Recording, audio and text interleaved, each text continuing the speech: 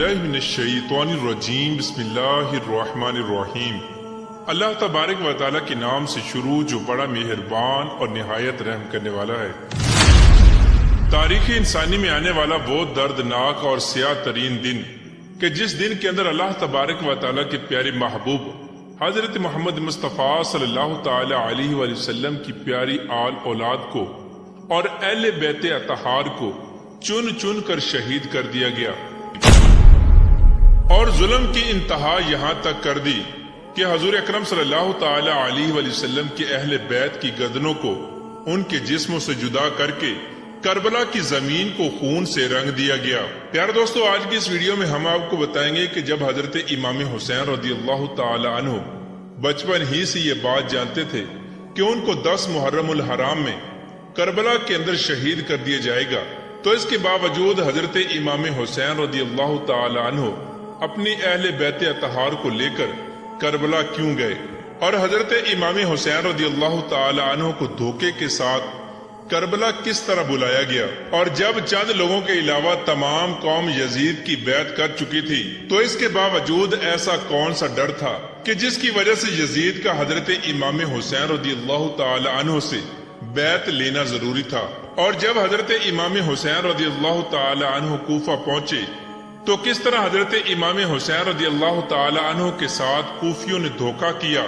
اور کس طرح حضرت امام حسین رضی اللہ تعالی عنہ کی شہادت ہوئی، اور آپ علیہ السلام نے کس طرح اللہ تبارک و تعالی کے حضور اپنی گردن کو سجدے میں کٹوایا اور ہمیشہ ہمیشہ کے لیے دین اسلام کو بلند کر دیا۔ پیارے دوستو، ان تمام تر سوالات کے جوابات قرآن و حدیث کی روشنی میں آج کی اس ویڈیو میں ہم آپ کو بتائیں گے، لہٰذا آپ سے ہماری یہ گزارش ہے کہ ہماری اس ویڈیو کو اینڈ تک ضرور دیکھیے گا۔ پیارے دوستو، 10 محرم الحرام ایک ایسا بابرکت اور ایک ایسا خاص دن ہے کہ جس دن کو حضرت آدم علیہ السلام سے لے کر قیامت تک ایک خاص نسبت حاصل ہے۔ 10 محرم الحرام کو انبیاء کرام کی زندگیوں میں بہت سارے عجیب و غریب واقعات پیش آئے، جیسا کہ روایات میں آتا ہے کہ 10 محرم الحرام کے دن ہی اللہ تبارک و تعالیٰ نے حضرت آدم علیہ السلام کی توبہ کو قبول فرمایا، اور 10 محرم الحرام کے دن ہی حضرت ادریس علیہ السلام کو درجات عالیہ عطا کیے گئے، اور 10 محرم الحرام کے دن ہی حضرت نوح علیہ السلام کی کشتی جودی پہاڑ پر اتری،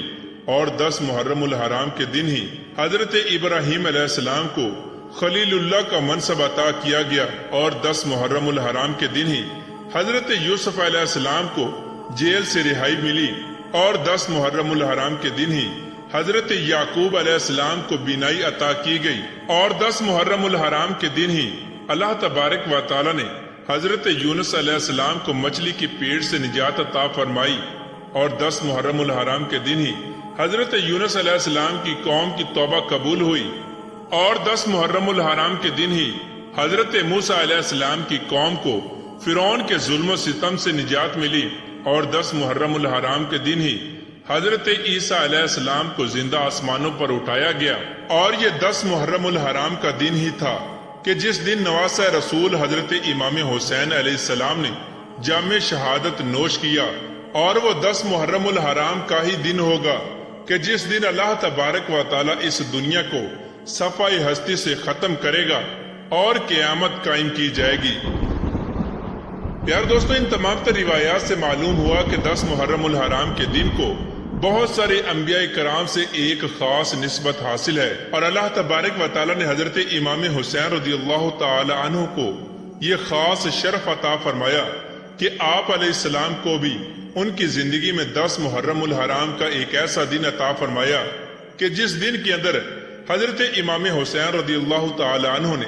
اپنے محبوب کی محبت میں اپنی گردن کو سجدے میں کٹوایا، اور اللہ تبارک و تعالیٰ کے پیارے دین کو قیامت تک کے لیے زندہ کر دیا۔ پیارے دوستو، روایات میں آتا ہے کہ حضرت امام حسین رضی اللہ تعالی عنہ جب بچپن کے اندر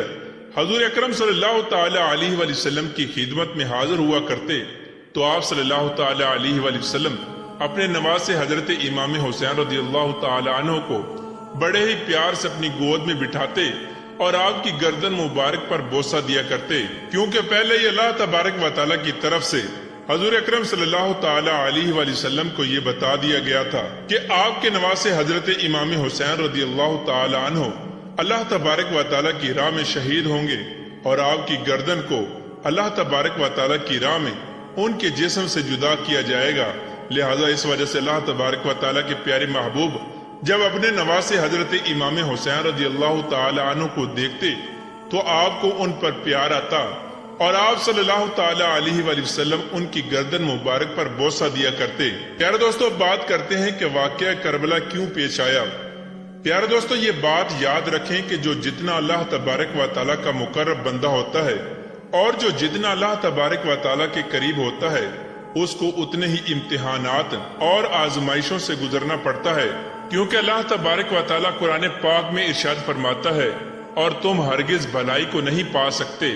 جب تک کہ تم اپنی سب سے پیاری چیز اللہ تبارک و تعالیٰ کی راہ میں قربان نہ کر دو۔ اور یہی وہ وجہ تھی کہ حضرت ابراہیم علیہ السلام کو اپنا بیٹا ذبح کرنے کا حکم دیا گیا، اور اسی وجہ سے حضرت امام حسین رضی اللہ تعالی عنہ نے یہ جانتے ہوئے کربلا کا سفر کیا کہ ان کو شہید کر دیا جائے گا، کیونکہ وہ اللہ تبارک و تعالیٰ کی رضا پر راضی تھے اور اللہ تبارک و تعالیٰ کے دین اسلام پر اپنی جان کو قربان کرنا چاہتے تھے، اور حضرت ابراہیم علیہ السلام کی طرح وہ اس بات کو ثابت کرنا چاہتے تھے کہ وہ دنیا و کائنات کی ہر چیز سے بڑھ کر اللہ تبارک و تعالیٰ کی ذات اور اس کے محبوب کی ذات سے محبت کرتے ہیں۔ پیارے دوستو، بات کرتے ہیں کہ سفر کربلا کس طرح شروع ہوا اور اس کربلا کے سفر کے اندر کون کون سے موڑ آئے اور کس کس موڑ پر کس کس جان نثار نے اپنی جان کو اپنے رب کے لیے قربان کیا۔ پیارے دوستو، روایات میں آتا ہے کہ جب حضرت امیر معاویہ رضی اللہ تعالی عنہ کی وفات کے بعد جب یزید تخت نشین ہوا تو تمام لوگوں نے یزید کی بیعت کر لی، لیکن حضرت امام حسین رضی اللہ تعالی عنہ اور دیگر مومنین نے یزید کی بیعت کرنے سے انکار کر دیا، کیونکہ یزید شرابی، زانی اور حضور اکرم صلی اللہ تعالی علیہ وآلہ وسلم کی شریعت کا منکر اور قرآن پاک کے احکامات کو نہ ماننے والا اور اللہ تبارک و تعالیٰ کی نافرمانیاں کرنے والا اور ایک بد کردار شخص تھا۔ یہی وجہ تھی کہ یزید کے تخت نشین ہوتے ہی حضرت امام حسین رضی اللہ تعالی عنہ نے یزید کی بیعت کرنے سے انکار کر دیا۔ اور دوستو، یزید کو اس بات کا ڈر تھا کہ اگر حضرت امام حسین رضی اللہ تعالی عنہ نے بیعت قبول نہ کی تو ایک دن ایسا آئے گا کہ تمام لوگ میری بیعت کو توڑ دیں گے اور حضرت امام حسین رضی اللہ تعالی عنہ کے ہاتھ پر بیعت کر لیں گے۔ لہٰذا اسی ڈر کی وجہ سے یزید نے مدینے کے گورنر ولید بن عتبہ کو ایک خط لکھا اور اس خط میں تحریر کیا کہ حسین ابن علی اور عبداللہ ابن عمر اور حضرت عبداللہ ابن زبیر رضی اللہ تعالی عنہ سے فوراً بیعت لے لی جائے، اور اگر یہ لوگ میری بیعت کرنے سے انکار کر دیں تو ان پر ظلم و ستم کیا جائے۔ ادھر جب حضرت امام حسین رضی اللہ تعالی عنہ کو اس بات کی خبر ملی تو حضرت امام حسین رضی اللہ تعالی عنہ نے یزید کی بیعت کرنے سے صاف انکار کر دیا، کیونکہ حضرت امام حسین رضی اللہ تعالی عنہ کے نزدیک یزید مسلمانوں کا خلیفہ بننے کے لائق نہیں تھا، کیونکہ حضرت امام حسین رضی اللہ تعالی عنہ یزید کے کردار سے واقف تھے۔ وہ ایک شرابی، زانی اور گناہ گار اور شریعت مطہرہ کا منکر انسان تھا جو شراب کو حلال جانتا تھا۔ اس طرح جب یزید کی خلافت کے بعد حضرت امام حسین رضی اللہ تعالی عنہ نے مدینہ کو چھوڑ دیا اور آپ علیہ السلام مکہ چلے گئے تو اس وقت کوفیوں نے حضرت امام حسین رضی اللہ تعالی عنہ کو بہت سارے خط لکھے، اور کوفیوں نے حضرت امام حسین رضی اللہ تعالی عنہ کو اس بات پر زور دیا کہ آپ کوفہ تشریف لے آئیں، یہاں پر یزید کا ظلم و ستم حد سے زیادہ بڑھ چکا ہے، ہم آپ کے ساتھ ہیں اور ہم آپ ہی کے ہاتھ پر بیعت کریں گے اور یزید کی بیعت ہمیں ہرگز قبول نہیں۔ چنانچہ جب حضرت امام حسین رضی اللہ تعالی عنہ کو کوفیوں کی جانب سے ایسے بہت سارے خط موصول ہوئے تو حضرت امام حسین رضی اللہ تعالی عنہ نے کوفیوں پر یقین کرتے ہوئے حالات کا جائزہ لینے کے لیے اپنے پیارے بھائی حضرت مسلم بن عقیل رضی اللہ تعالی عنہ کو کوفہ کی طرف روانہ کر دیا۔ چنانچہ حضرت امام حسین رضی اللہ تعالی عنہ کے چچا زاد بھائی حضرت مسلم بن عقیل رضی اللہ تعالی عنہ حضرت امام حسین رضی اللہ تعالی عنہ کا حکم پاتے ہی کوفہ کی طرف روانہ ہو گئے۔ جب حضرت مسلم بن عقیل رضی اللہ تعالی عنہ کوفہ میں پہنچے تو کوفہ کے لوگوں نے بہت ہی عزت اور احترام کے ساتھ حضرت مسلم بن عقیل رضی اللہ تعالی عنہ کا استقبال کیا اور بے انتہا محبتوں سے نوازا، یہاں تک کہ 18,000 کوفیوں نے حضرت مسلم بن عقیل کے ہاتھ پر بیعت کر لی۔ اس طرح جب حضرت مسلم بن عقیل رضی اللہ تعالی عنہ نے کوفہ کے لوگوں کا یہ پیار دیکھا تو اس وقت حضرت مسلم بن عقیل رضی اللہ تعالی عنہ نے حضرت امام حسین رضی اللہ تعالی عنہ کی طرف ایک خط بھیجا، جس کے اندر یہ تحریر فرمایا کہ آپ جتنی جلدی ہو سکیں کوفہ تشریف لے آئیں، کوفہ کے لوگ آپ کے ہاتھ پر بیعت کرنا چاہتے ہیں اور آپ کے ساتھ ہیں۔ چنانچہ جیسے ہی یہ خط حضرت امام حسین رضی اللہ تعالی عنہ تک پہنچا تو اس خط کو پڑھنے کے بعد فوراً حضرت امام حسین رضی اللہ تعالی عنہ نے کوفہ کی طرف روانگی اختیار کی اور اپنے اہل بیت اطہار کو لے کر کوفہ کی طرف روانہ ہو گئے۔ پیارے دوستو، ادھر حضرت امام حسین رضی اللہ تعالی عنہ اپنے اہل بیت اطہار کو لے کر کوفہ کی طرف روانہ تھے اور ادھر کوفہ کے لوگوں نے یزید کے ساتھ مل کر بغاوت کر دی اور حضرت مسلم بن عقیل رضی اللہ تعالی عنہ کو بے دردی کے ساتھ شہید کر دیا۔ ایک دم سے کوفہ کے حالات اس طرح بدل گئے کہ جو لوگ حضرت امام حسین رضی اللہ تعالی عنہ اور حضرت مسلم بن عقیل رضی اللہ تعالی عنہ کے ساتھ محبت کا دعویٰ کر رہے تھے وہی ان کی جان کے دشمن بن گئے۔ پیارے دوستو، اس سفر کے دوران حضرت امام حسین رضی اللہ تعالی عنہ کو کوفیوں کی بغاوت کی خبر ملی اور یہ خبر میں ملی کہ حضرت مسلم بن عقیل رضی اللہ تعالی عنہ کو شہید کر دیا گیا ہے، لیکن اس کے باوجود حضرت امام حسین رضی اللہ تعالی عنہ نے کوفے کے سفر کو جاری رکھا۔ ادھر یزیدی فوج اس بات کا انتظار کر رہی تھی کہ کب حضرت امام حسین رضی اللہ تعالی عنہ کا لشکر کوفہ میں داخل ہو اور کب ہم لوگ حضرت امام حسین رضی اللہ تعالی عنہ کے لشکر کو گھیر کر ان کو بیعت کے لیے مجبور کریں۔ چنانچہ جیسے ہی حضرت امام حسین رضی اللہ تعالی عنہ کوفہ کے قریب پہنچے تو یزیدی لشکر نے حضرت امام حسین رضی اللہ تعالی عنہ کے قافلے کو گھیر لیا اور آپ کو کوفہ میں داخل ہونے سے منع کر دیا اور آپ کو میدان کربلا کی طرف جانے پر مجبور کیا۔ چنانچہ اس وقت حضرت امام حسین رضی اللہ تعالی عنہ فرمانے لگے کہ میں اہل کوفہ کے کہنے پر ہی آیا ہوں، اگر تم لوگ مجھے کوفہ میں داخل نہیں ہونے دیتے تو میں واپس چلا جاتا ہوں۔ لیکن یزیدی فوج نے حضرت امام حسین رضی اللہ تعالی عنہ کو کوفہ میں داخل نہیں ہونے دیا۔ تو اس وقت حضرت امام حسین رضی اللہ تعالی عنہ نے اپنا رستہ بدلا اور آپ چلتے چلتے اس میدان میں آ گئے جس میدان کے اندر آپ نے شہید ہونا تھا۔ جب آپ کربلا کے میدان کے قریب پہنچے تو آپ رضی اللہ تعالی عنہ نے ایک شخص سے پوچھا کہ یہ کون سی جگہ ہے، تو اس شخص نے حضرت امام حسین رضی اللہ تعالی عنہ کو بتایا کہ یہ کربلا ہے۔ تو اس وقت حضرت امام حسین رضی اللہ تعالی عنہ نے اپنے لشکر کو حکم دیا کہ یہیں پر خیمہ لگا دیا جائے، یہی ہماری منزل ہے۔ اس طرح حضرت امام حسین رضی اللہ تعالی عنہ مکہ سے کربلا میں پہنچے اور ادھر جب یزیدی فوج کو اس بات کا علم ہوا کہ حضرت امام حسین رضی اللہ تعالی عنہ کربلا کے اندر پہنچ چکے ہیں تو اس وقت یزید نے ایک بہت بڑا لشکر حضرت امام حسین رضی اللہ تعالی عنہ کی طرف بھیجا۔ اس لشکر کی سپہ سالاری ابن سعد کر رہا تھا۔ چنانچہ جب ابن سعد کا یہ یزیدی لشکر حضرت امام حسین رضی اللہ تعالی عنہ کے پاس آیا تو انہوں نے حضرت امام حسین رضی اللہ تعالی عنہ کو یزید کی بیعت کرنے کا کہا، لیکن حضرت امام حسین رضی اللہ تعالی عنہ نے یہ جواب دیا کہ یا تو مجھے یزید کے پاس لے چلو یا مجھے یہاں سے واپس جانے دو۔ لیکن ابن سعد نے حضرت امام حسین رضی اللہ تعالی عنہ کی ان دونوں باتوں میں سے کوئی بھی بات نہ مانی اور آپ کو مسلسل بیعت کرنے کے لیے مجبور کرتا رہا۔ یار دوستو، اس طرح دن گزرتے چلے گئے یہاں تک کہ 3 محرم الحرام کا دن آ گیا۔ چنانچہ 3 محرم الحرام کے دن یزید نے حضرت امام حسین رضی اللہ تعالی عنہ کے سامنے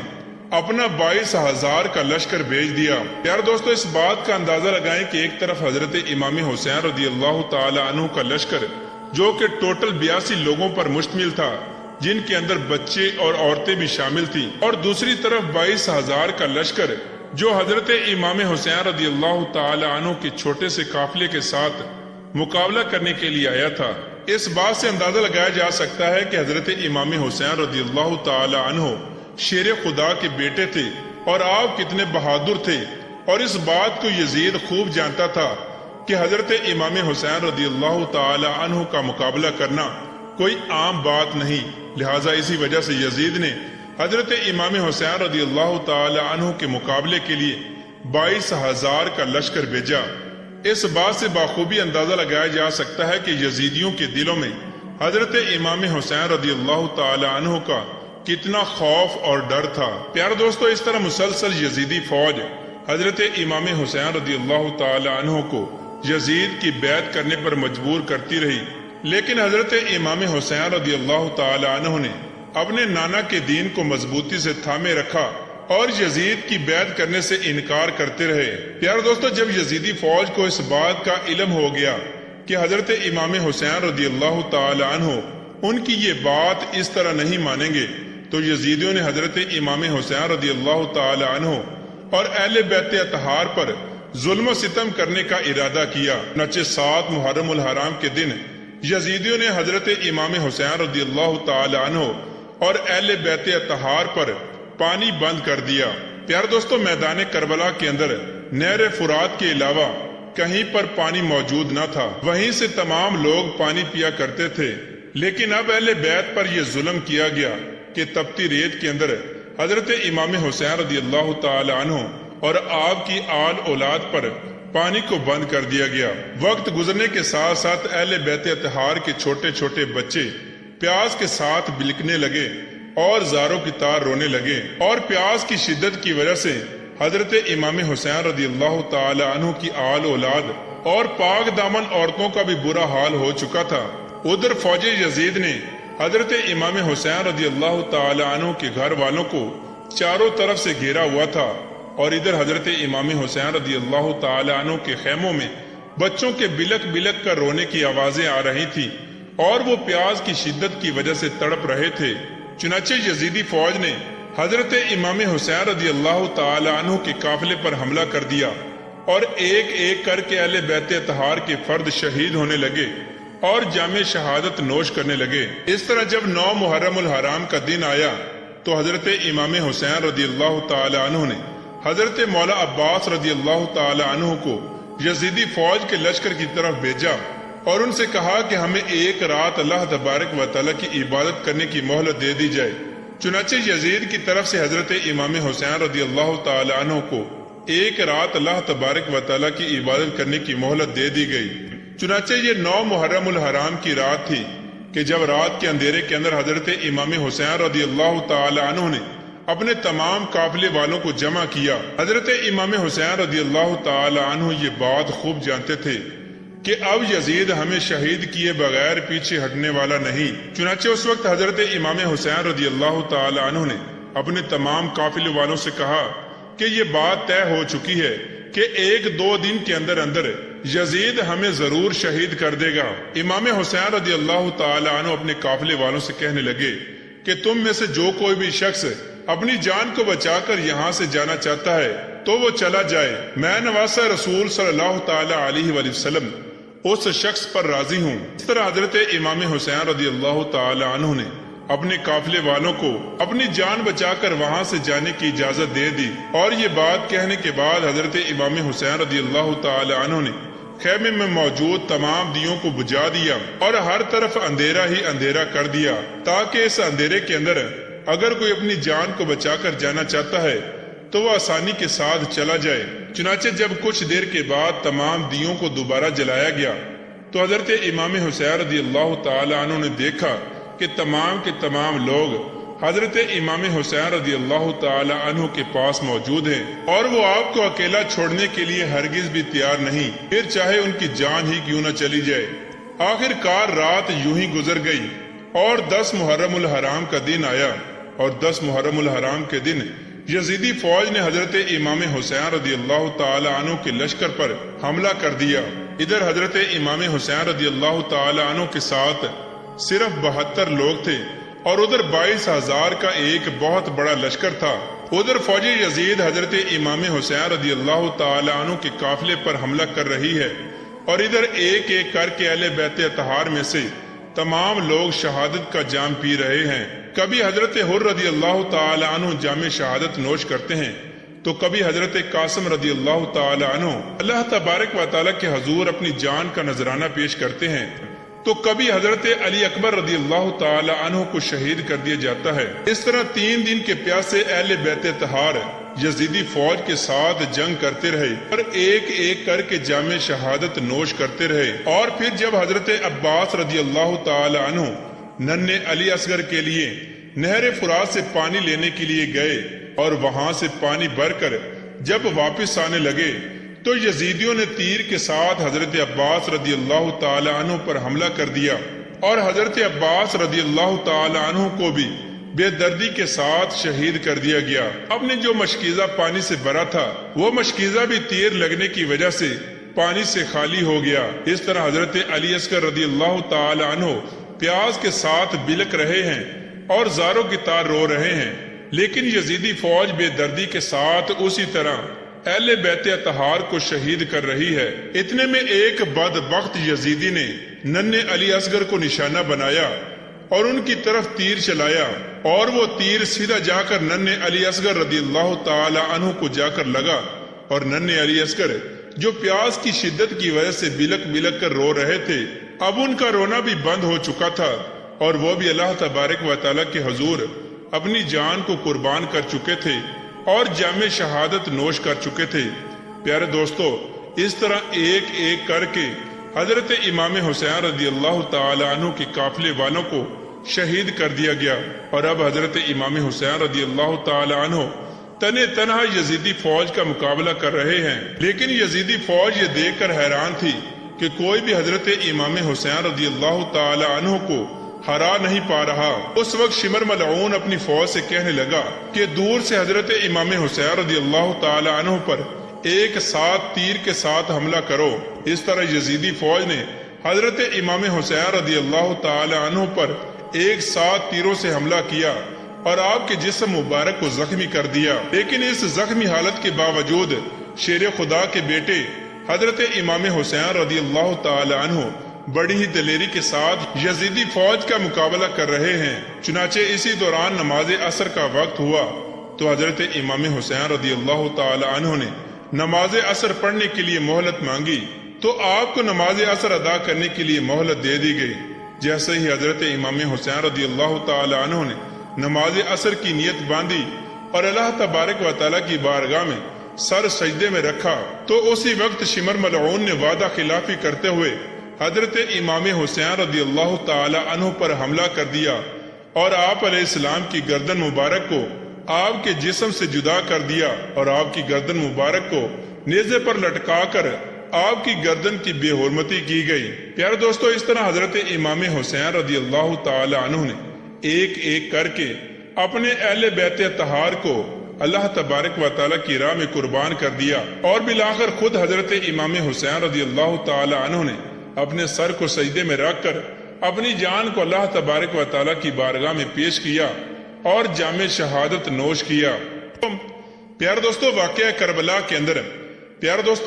کربلا کے اندر تمام لوگ شہید ہو گئے۔ اللہ تعالیٰ عنہ کی نسل میں سے صرف ایک ہی اولاد باقی بچی، وہ تھے حضرت امام زین العابدین۔ واقعہ کربلا کے بعد حضرت امام حسین رضی اللہ تعالی